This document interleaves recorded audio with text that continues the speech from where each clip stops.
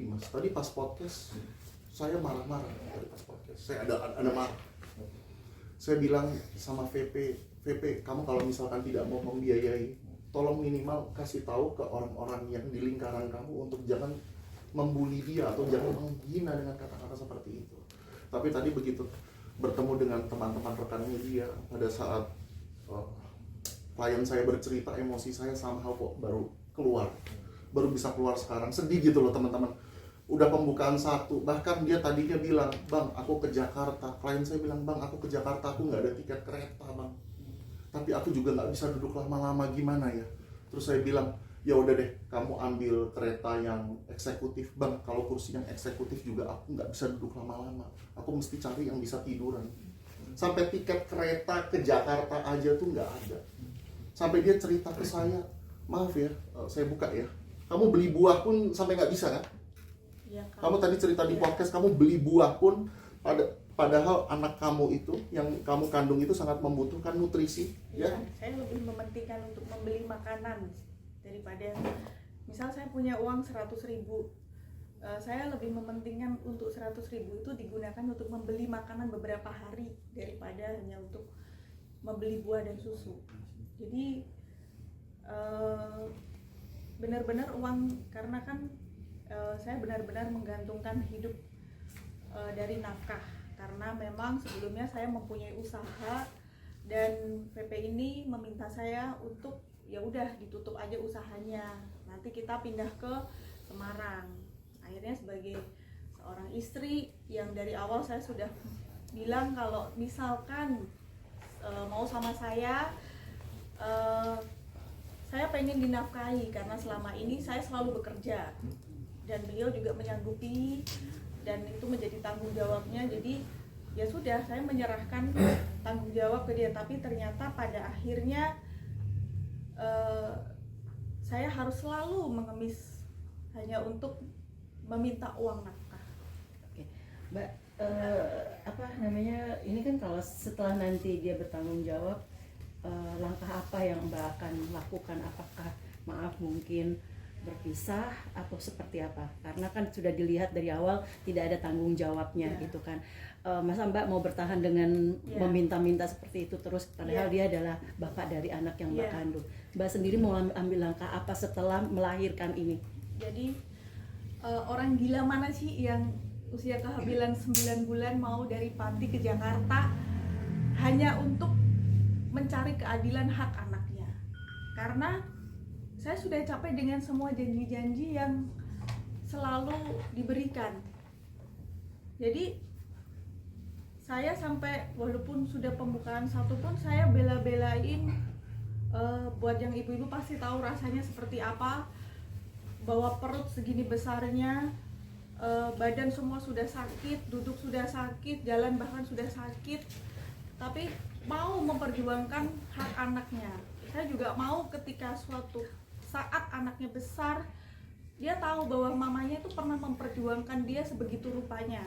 Saya juga mau anak itu juga bangga punya mama seperti saya, yang saya mau memperjuangkan hak-hak kamu di papa kamu gitu. Tapi untuk kedepannya sepertinya untuk menjalin sebagai suami istri sepertinya saya sudah tidak. Karena dari sekarang pun saya seperti bukan istrinya. Di hadapan orang juga yang itu saya tidak diakui sebagai istrinya. Bahkan ada di beberapa interview dia ngomong mau menikah di akhir 2026, pasti ada kan, dia tahu ya. Jadi kayak mental saya tuh kayak kalau di daerah kan mesti kita ditanyain suaminya siapa gitu, oh suaminya VP lah, padahal dia ngomong dia mau menikah lagi.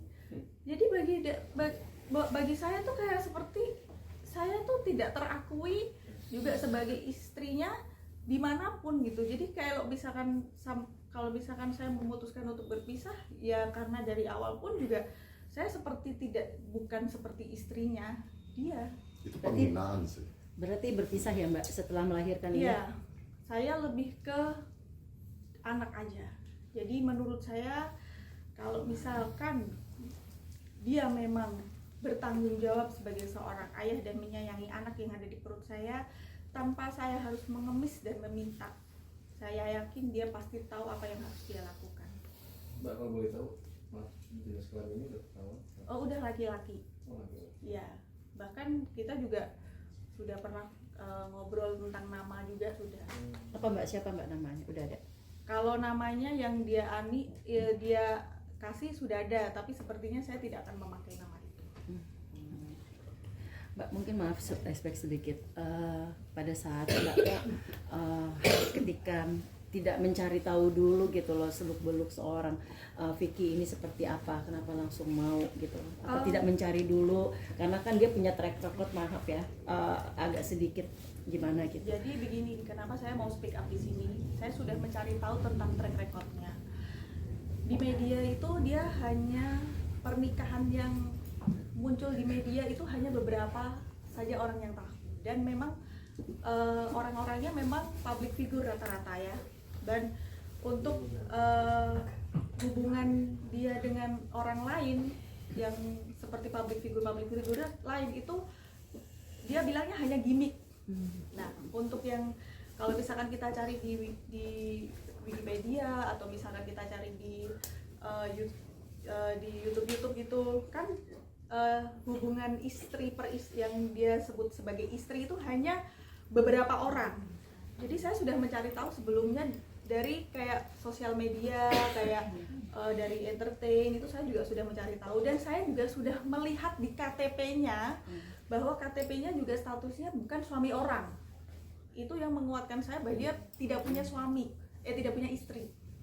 KTP-nya ditulisnya Cerai hidup. KTP-nya ditulisnya cerai hidup. Jadi itu yang menguatkan saya bahwa dia tidak punya istri. Jadi kenapa saya memberanikan diri untuk speak up di sini?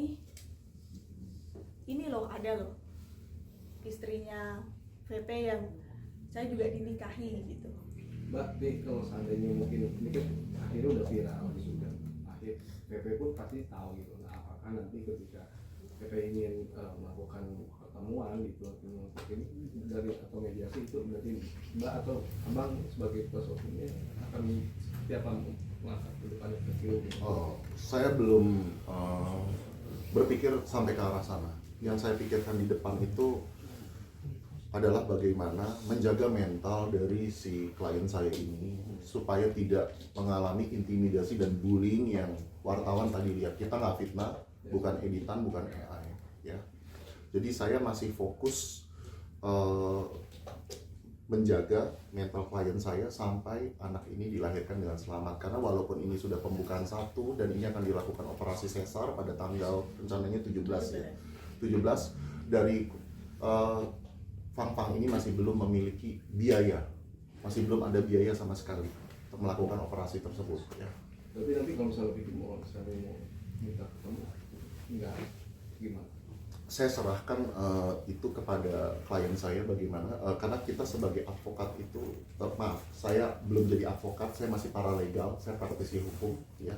Sebagai praktisi hukum itu saya tidak boleh memperkeruh keadaan. Walaupun saya emosi, saya harus mencari solusi ya penyelesaian terbaik untuk kepentingan klien saya.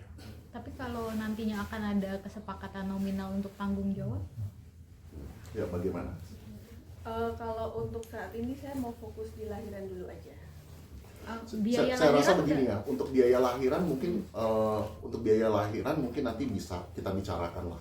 Karena kan biar bagaimanapun ini anaknya VP juga ya.